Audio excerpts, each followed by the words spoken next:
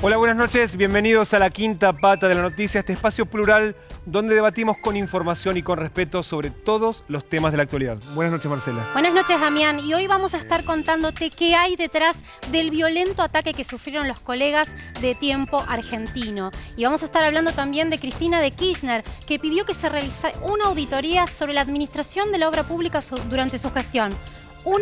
En realidad un estudio, un análisis que ya este gobierno realizó y que arrojó como resultados que hubo sobreprecios del 50% en todas las obras adjudicadas a Lázaro Báez. Y sobre Cristina vamos a tener otro debate. ¿Es una perseguida política, como ella dice?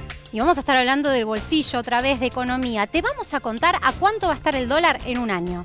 Comencemos con el primer tema de esta noche y tiene que ver con el ataque a el diario Tiempo Argentino. En primer lugar, desde el equipo de La Quinta Pata de la Noticia queremos expresar nuestro repudio a este hecho, que es un ataque a la libertad de prensa, y también hacer una llamada de atención a las autoridades tanto de la nación como de la ciudad, a la justicia porteña y la justicia federal, que todavía no han explicado exactamente qué ocurrió esta madrugada. Comencemos primero por ver qué pasaba esta madrugada en la redacción del diario Tiempo Argentino.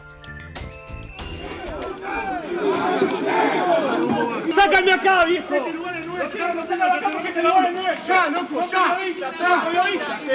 Periodistas somos, ¿no? Ojo con lo que hace, ¿eh? Bueno, dale, ¿hay que entrar o no, señor? Claro que tenemos que entrar. Si no, después no te van a dejar entrar. ¡Entrá, loco!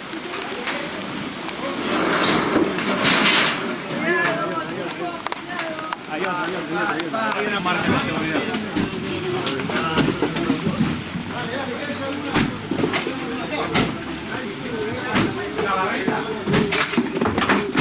Espera. ¡Salí, punto! Que no se escape por ahí, que no se escape por ahí. ¡No sale nadie! Vamos a fuego.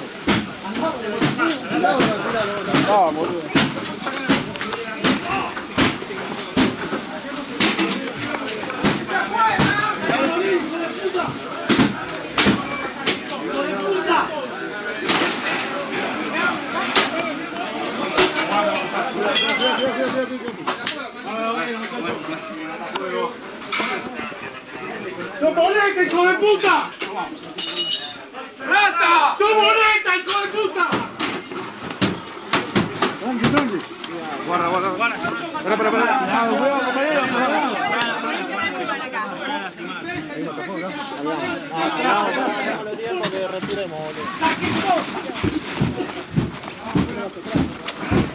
Vamos a sacar las cosas de acá, dale, vamos a sacar la silla. ¡Tiempo Argentino! ¡Será trabajadores! ¡Y al que no le gusta, se jode! ¡Tiempo Argentino! Ahí estamos viendo, esto pasó esta madrugada en la redacción de Tiempo Argentino.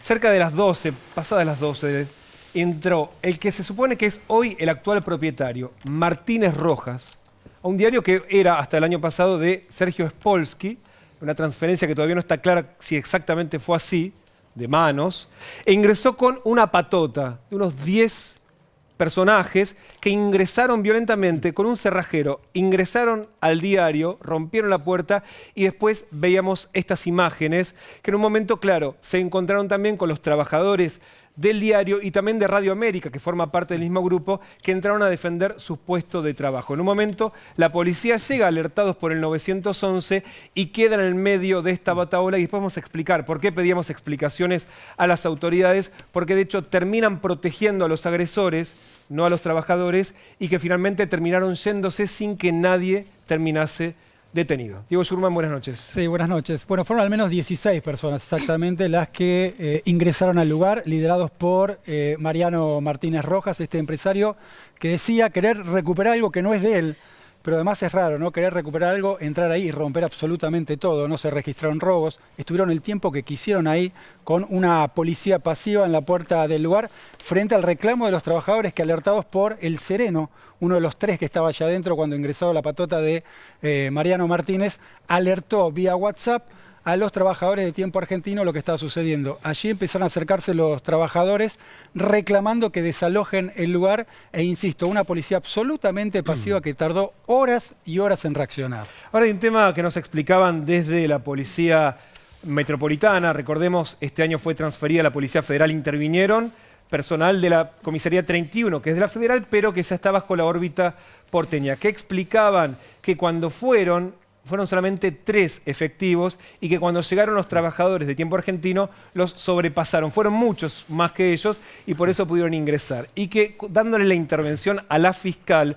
fue ella la que precisamente pidió que se negociase la salida de los agresores para que no terminase en una situación peor. Lo cierto es que los delitos que le imputaron fue la usurpación del edificio y los daños.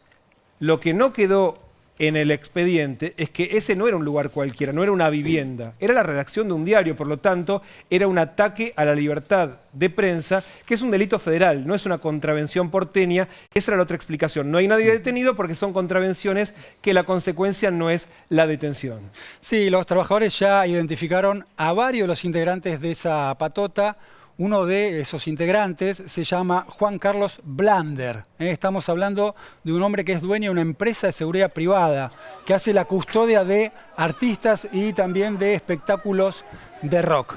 Es curioso porque esto que está pasando alimenta muchas zonas oscuras de este conflicto que hace rato tienen los trabajadores de Tiempo Argentino y Radio América, donde se acusan la participación de servicios de inteligencia. Los trabajadores se dicen víctimas de un cruce de servicios de inteligencia. En este caso hay nombres y apellidos. Está Mariano Martínez Rojas y está esta persona, Juan Carlos Blander, que estaba haciendo, ahí lo vemos en la fotografía con la campera verde, estaba haciendo la custodia. De hecho, en ese momento estaba custodiando la salida de Mariano Martínez Rojas, que estaba detrás de él y a quien increparon los trabajadores. Es muy curioso porque la policía los dejó salir a todos, simplemente les registró el nombre, y en el caso del empresario Mariano Martínez Rojas, lo llevó en patrullero para protegerlo. A quien había usurpado el lugar, lo llevó el patrullero para protegerlo. Los colegas de Tiempo Argentino esta noche están preparando una edición especial. Digamos, a pesar del ataque, hoy van a hacer una edición especial, así que una invitación también para acompañar el reclamo y el repudio a este acto también es comprar la edición de mañana para poder, de hecho, enterarse exactamente qué pasó esta madrugada en la redacción. Sí, decía Juan Carlos Blander, es uno de los integrantes de esta patota.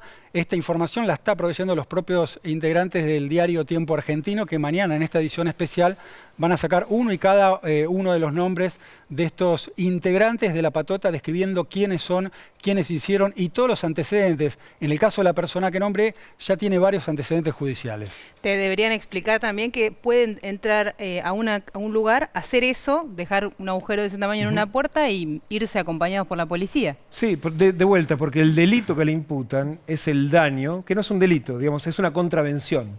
Entonces, en ese caso, la explicación que dan, esta es la explicación que nos dieron desde la Policía Metropolitana y también desde la Fiscalía de la Ciudad de Buenos Aires, es que no le corresponde la detención.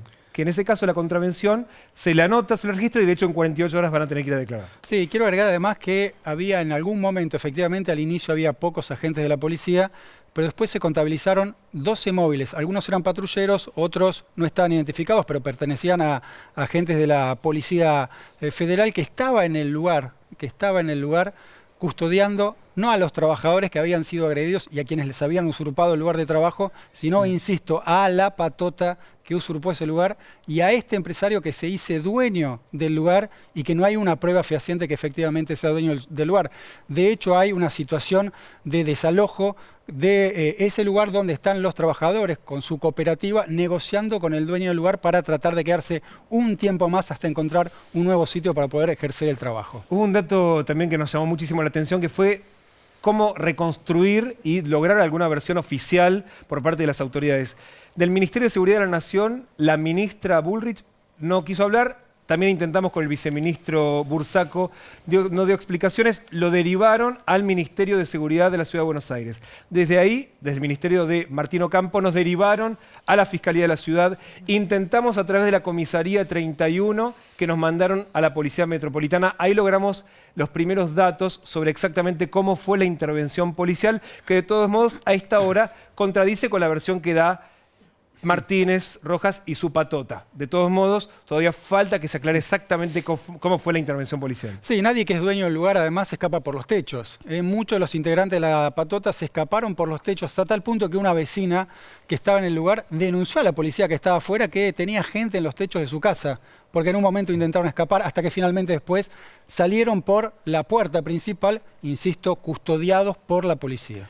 Y un dato adicional, de hecho, en el juzgado federal del juez Daniel Rafecas hay otra denuncia anterior a este hecho, también por una amenaza contra la libertad de prensa vinculado a este colectivo de trabajadores cuando les desenchufó el mismo empresario la antena de Radio América hace unos días y precisamente estaba impidiendo que pudiesen seguir realizando su trabajo. La pregunta es si a esta hora el juez Rafecas intervino en este acto que sin dudas es parte de lo mismo. Un empresario que trata de evitar que los trabajadores de prensa realicen su trabajo. Reiteramos nuestro apoyo una vez más entonces a nuestros colegas de Tiempo Argentino y también de Radio América.